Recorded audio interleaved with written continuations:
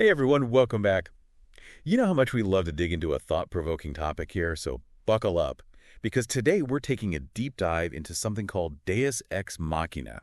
Ooh, that sounds intense. Yeah, right. It's actually a storytelling device, like in movies and books. But the article we're looking at today takes it a step further and asks how this idea of Deus Ex Machina applies to, like, real-life situations, especially during a crisis, like how we react in those moments. I'm intrigued. So, what exactly does Deus ex machina mean? I'm not familiar with that term. Okay, so it's basically when a problem seems impossible to solve, like totally hopeless. And then out of nowhere, a solution appears. Like, boom, problem solved. It's like magic almost. I get it. Like, I don't know, superheroes swooping in at the last second to save the day. Exactly. Or like in a medical drama, when the patient's about to flatline and suddenly a doctor remembers a rare treatment. It's dramatic, right? Totally. But how does this dramatic device translate to real life? We don't usually have superheroes waiting in the wings. Well, that's the thing. The article titled, get this, Deus Ex Machina, poses a question. It asks, how do you think people's reactions to crises shape who they are? Think about it. We love seeing heroes on screen, but would we actually act that way if we faced like a real-life crisis? Yeah. It's easy to cheer from the sidelines, isn't it? But when you're in the thick of it, it's got to be different. So true.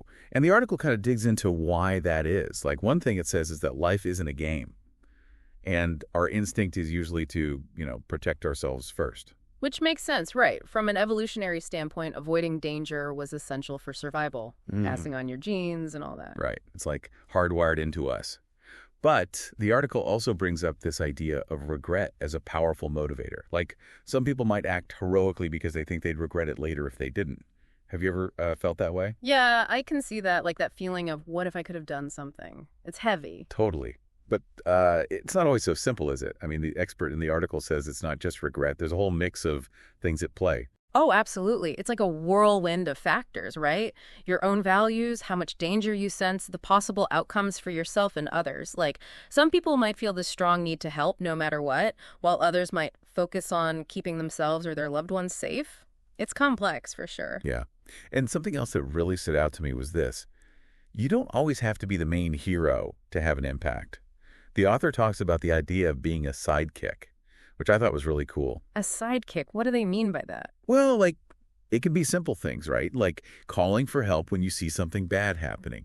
The article gives examples, like witnessing a fight or someone being attacked or harassed.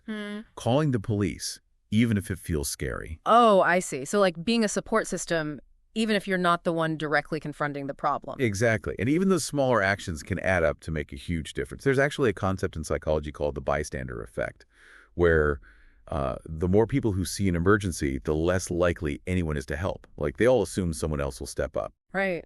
Right. Everyone thinks someone else will handle it. But, if each of us takes even a small step, like calling for help or checking on someone who seems vulnerable, it breaks that cycle. It shows that we're not just passive bystanders in our own lives. Absolutely. It reminds me of something the author said about themselves. They identify as a realist, and their point of view really struck a chord with me. They said something like, if I want to save the day, I don't want to die in the process. Ooh, I like that. There's so much honesty in that statement. It acknowledges that courage isn't about being reckless, it's about calculated risk. Yeah. Like, emergency responders have these whole frameworks for making decisions in high-pressure situations. And while we're not facing life or death scenarios every day, most of us, those same principles can help us make choices in our own lives, whether it's speaking out against injustice or helping someone in need, right? Yeah, totally. It's like finding that sweet spot between bravery and being smart about it, not just jumping into danger without thinking. Exactly. So we've gone from these epic movie moments of Deus Ex Machina to the very real and sometimes messy world of everyday heroism. We've touched on instinct and regret and the power of even small acts of courage. What a journey, Raid. It really has been. And as we wrap up, I want to leave you with something to think about. What if you found yourself in one of those situations we talked about? How do you think you would react? Would you step in, call for help, or hold back?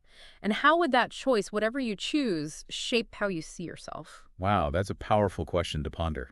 Thanks for joining us on this deep dive. It's been a pleasure exploring this topic with you all. Until next time.